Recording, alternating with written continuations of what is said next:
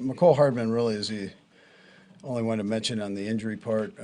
He's got a sprained thumb, and we're having it evaluated now, so we'll just see where it's at. Look for the challenge of playing the Raiders. Good football team. They're playing with a lot of emotion. Antonio Pierce has brought that to the group, and then Bo and Patrick are doing a nice job coordinating on either side of the ball there. So we'll have a good week of practice, work on some of the things we need to work on, and get ourselves better, and then travel out there. Time's yours. Andy, when you say getting better on the offensive side, obviously with the struggles, not just second half, but just overall struggles, anything within a week standpoint you can kind of pinpoint that it's just simple improvements that you can move on to the next week with? Yeah, sure. We can do better with the penalty part. We can do better attacking the ball. And those are things we can work on, and we'll continue to work on. So, and that's where we'll start. There's no reason you can't do what you did in the first half, the second half. So, yeah. You guys mentioned that you're building Kadarius. You guys got 20 snaps for him. Is the plan to continue building on that, or is that the sweet spot of where you think? No, we'll see. I think I'm not going to put a number on it. It just depends, But he's involved in the game plan, and that's probably the most important thing. But to put a number on it, I'm not going to do that. Yeah. Coach, what jumped out as I apologize if we talked yesterday, but what jumped out when you looked at the tape? Yeah, probably not much different than what I mentioned to you guys after the game. There were some really good things, but this second half thing we've got to take care of and figure out and make sure that we fix that as coaches and players. So it's not just the guys. We've got to take care of that. I thought our defense played good football. We had the one long throw, but other than that, pretty spot on. And then offensively, we've got to take care of the drops and the penalties. And if you take care of that, which you can do, you're going to put yourself in good position. And there are other things we've got to work on, but those are the primary things that have hurt us. Andy, you mentioned the second half thing a couple times. I mean, do you see teams defending you differently in the second half than they do in the first half? Yeah, not really. No. Now, all these things have been kind of self-inflicted. We've got to take care of that. So we just take care of our business there, and we'll be okay there. Andy, you coached against Antonio Pierce when he was a player back when you were in Philadelphia. Now you're seeing him being the head coach now. Just what impressed you maybe then when he was a player that made you think, okay, this guy might be one of the 32 head coaches in the NFL? Yeah, sure. I actually talked to him about coming here at one time. So as a coach, he's a good communicator, smart. He was a middle linebacker there at the Giants, so had a chance to compete against him quite a bit. And he ran the show, So I figured he'd be probably a pretty good coach if that's the direction he wanted to go. And then Spags had an opportunity to obviously work with him there too. So and he felt the same way. So. And the Raiders are playing some pretty good defense lately. What have you seen from them since maybe the last time you saw them last year? Yeah, well, nothing's really changed with 98. He's still a go-getter, man. He plays every snap 100 miles an hour, and heck of a football player. But that's also been contagious, I think, to the rest of the guys. They're playing hard and aggressive, good downhill football. They're tackling well. Coverages are good. So they're doing a nice job. When you're talking about self-inflicted issues and specifically, penalties, how do you coach that in mid-season as far as trying to Sure. fix it? Well, there are certain things that are in the hands of the official. Then there are other ones that we can take care of, whether it's procedure penalty, type calls or, anyways, those type of things. So we can take care of those just with a little more focus and work, I mean, one of the areas in which you rank the weakest on the offensive side of penalties is holding. Is that an individual thing, or that could sometimes be a group thing as far as the unit working together? Yeah, so I think you need to see why the official called it, and then you work on it from there. So that's one that's in the official's hands that, yeah, you might agree with, you might not. But you better look at it and see why they're calling that. And if if it's truly something that you're wrong on, then you fix it. Hey, Andy, early in the fourth quarter, you had some words for Travis and made a face. We didn't really get much context. Can you just explain, were you trying to calm him down there, just the situation there? Yeah, probably. I don't remember exactly what went on there, but and I don't remember what face I made. But that's all part of it. Emotional game, so yeah, he wants to do well and wants everybody to do well. And so that's part of it. Yeah. You guys decided to activate Richie James. Is there a plan for him, or is that more of, at this page with the deep receiver in case of injury, that type of thing? Yeah, potentially. We'll see how things go this week. We all have confidence in him that he can jump in there and play. So. Couple more, guys. Andy, you chipped to help your tackles a lot this week. Was that just an Eagles thing, or is that something you see yourselves doing moving forward? Now, listen, we've done it all year. So we do a variety of different protections, and that's one of them. And we've done that since we've been here, though. I mean, that's part of the package. I think most people in the league do it. So. Coach, when Patrick and Max Crosby kind of have this conversation every once in a while, and he has said, yeah, I know, and coach has to pull me back, I'm getting out of. Is that something you watch out for, because he likes to get under Patrick's skin, and in addition to being a great pass rusher? Yeah, they probably both get under each other's skin, but that's part of the Raider Chiefs deal, so that's all healthy. Go ahead. Yeah, I was just noticing that your voice sounds a little different. It's usually really low today. It's like super. I just wanted to know, are you taking anything or? No, I'm good. I'm good, but I appreciate you asking. Yeah, no, we're close to game time. Travis was quoted in an article that he thinks about retirement with the injuries and the kind of pounding that he's taking. Has he talked to you about that yet, or you got to get a sense from him about that? No, I mean, I think he enjoys what he's doing. I'm sure, though, the mileage on him, he's got some aches and pains. We try to help him out with that. He doesn't like coming out, and so, we make him come out and practice and get him out of, pull him out of plays, and he wants to be in on everything. But the older he gets, he's got to handle that part. You get mileage on you. Time and a place. Last one, Sam. Andy, I asked Matt about this yesterday, but wanted to ask you something more specific about Justin Watson's deep ball, where he seems to run a little bit more of a post. Patrick seems to run more of a go route. Not trying to assess blame on that play, but get just a better understanding. Is that the case of a quarterback sees something and the wide receiver is running maybe the route as it's called? Yeah, so, he just felt like he needed to climb on top of the guy because the guy was more equal to him. He probably could have kept that higher, like he did last year, against these guys. So he had the deep one there where he kept it off of the side. You're always trying to create space, though, for the quarterback off of the sideline. But that was probably a little too much. Those things happen, but he'd probably be a little bit more like the one he had last year, is what Pat was thinking, I'm sure. All right. Thank you. Okay, all right.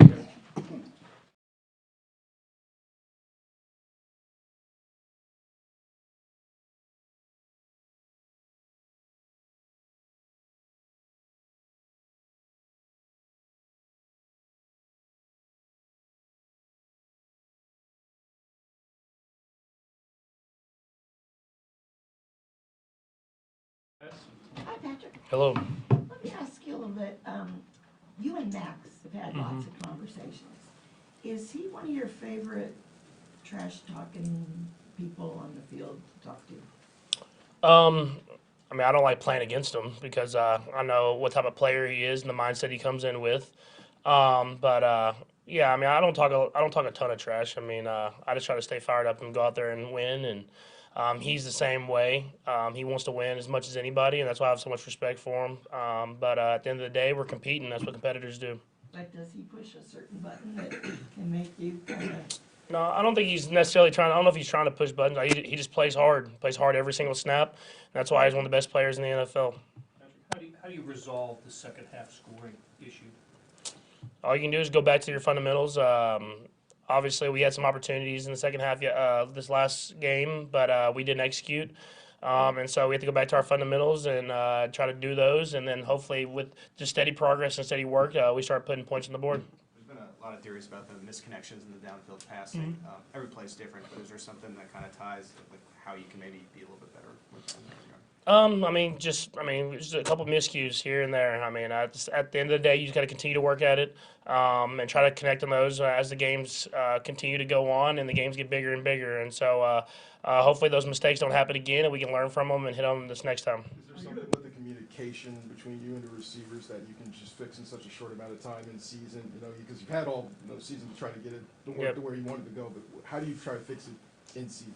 Yeah, you just learn from the mistakes that were made from me and from the whole group. I got to be on the same page as those guys and just try not to make the same mistakes again. But I have trust that we're going to continue to work and get that thing righted as we head into the later part of the season. Are you a victim of the fact that you made it look so easy for so long, and then before you, Alex Smith with Tyreek and this offense? Are we expecting too much because it was so easy back in the day? I mean, we expect to win, and we expect to be great offensively, defensively, and special teams. So as much as everybody expects us to do it, we expect more of ourselves. So I don't think it's anything of a expectation or anything like that. We just have a standard that we want to go out and play to. Patrick, how are you seeing teams double team Kelsey lately? I guess, what are you seeing? Yeah, I mean, I think y'all can see it on the tape. I mean, they're putting 2-3 guys on him. They understand how much of a threat he is and how well he's played for a long time now, and so they're trying to take him away the best they can. And it's my job to get it to the right guy, and so we can execute. And if we hit some of the passes that we're missing, it's going to take teams out of those double teams and triple teams. Is that what you were expecting going into the season? Yeah, for sure. I mean, teams have done it in the past. I think we just have connected on other throws, and so it takes teams out of it. Whenever you double team a guy or put 3 guys there, it opens up a lot of space for me running the football, and it opens up a lot of space for other guys to win. And so, as much as it sounds like they can just do it, double team Travis. I mean, they're putting themselves out there for big plays to happen. And so, I think if we can connect on those, it'll take teams out of putting 2 to 3 guys on them. How different are the Raiders with Antonio as coach? And they play hard. I think that's the biggest thing. Coach Pierce is a great coach. He was a great player, and he has a mindset. And I think you can see that throughout the entire team. And they got a lot of guys that love football. I mean, it starts with Max, Spillane. I mean, all those guys that are out there, they're flying around and playing hard every single snap. We talk a lot about timing, but you kind of alluded to that with pass routes, the way you guys run them, there's a lot of options. Especially in response to what the defense is doing. How difficult is it to build that relationship like you have with Travis, with other guys, when you haven't been playing with them as long? There's so many new guys. I mean, I don't know. I don't think it's too difficult.